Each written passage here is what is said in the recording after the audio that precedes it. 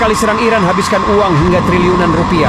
Setelah meluncurkan 200 rudal ke Israel, Iran dikabarkan harus mengeluarkan biaya yang gak main-main. Pasalnya Iran bukan hanya menggunakan rudal biasa saja, mereka meluncurkan rudal balistik dari model canggih seperti Emad dan Khaybar. Bahkan Iran juga menembakkan rudal hipersonik Fatah 1 yang memiliki kecepatan 5 kali kecepatan suara. Meski belum jelas berapa harga dari rudal-rudal Iran tersebut, namun biasanya satu rudal balistik dengan jangkauan 1.500 hingga 2.000 km memiliki harga sekitar $1 juta Amerika atau lebih dari 15 miliar rupiah. Itu artinya 200 rudal yang diluncurkan ke Israel, Iran diperkirakan membakar uang sebesar $200 juta atau setara 3,1 triliun rupiah hanya dalam satu malam saja. Uang sebesar itu pun tentu terdengar sangat fantastis, terutama bagi sebuah negara yang banyak terkena sanksi dan embargo internasional.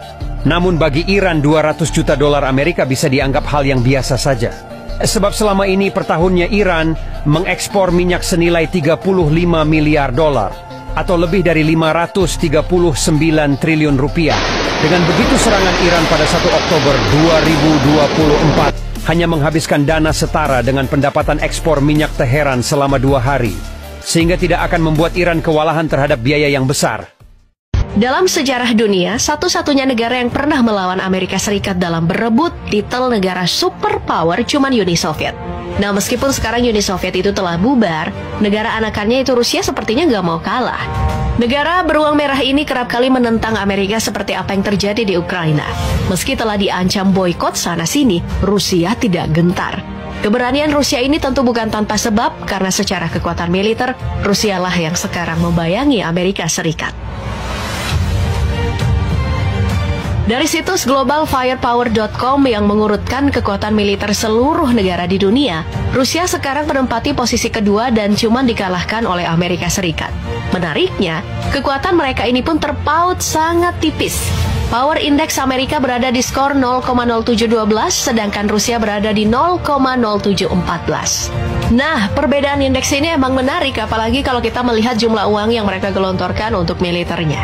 Rusia cuma menghabiskan 82,6 miliar US dollar atau 1,24 kuadriliun. Sedangkan Amerika mengeluarkan hampir 10 kali lebih besar di angka 761 miliar dolar atau 11,55 kuadriliun rupiah. Jadi secara indeks kekuatan, jika uang jadi faktor utama, harusnya Amerika Serikat menang jauh. Baik, dengan uang yang mencapai 1,24 kuadriliun tadi, Rusia membiayai beragam hal, salah satunya untuk personil militer mereka. Dari pencatatannya, Rusia memiliki total personil yang mencapai 1.330.900 personil, yang terbagi atas personil aktif sebanyak 830.900, personil cadangan 250.000, dan paramiliter 250.000. Jika dibandingkan dengan populasinya, total personil Rusia cuma 0,9% dari total populasi mereka yang mencapai 142 juta jiwa. Kemudian, perbandingannya dengan pria berumur 16 hingga 49 tahun yang harus siap angkat senjata sebesar 2,8%, di mana penduduk usia matang Rusia mencapai 46,5 juta jiwa.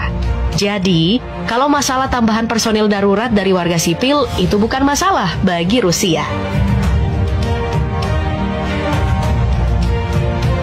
Dari personil, mari kita maju untuk melihat kekuatan alutsista dari Rusia yang juga dikenal sebagai produsen alutsista kelas kakap di dunia. Ayo kita mulai dengan membahas Angkatan Darat dulu. Di bagian ini, data menunjukkan kalau Rusia memiliki 12.566 tank utama, 151.641 kendaraan lapis baja, 10.911 penembak artileri, dan 3.887 peluncur roket. Sebagai negara yang memiliki daratan yang begitu luas dan batas negara yang sangat banyak, Rusia melengkapi alutsista darat mereka dengan sangat mumpuni. Salah satu contohnya adalah tank terkuat mereka yaitu T-14 Armata.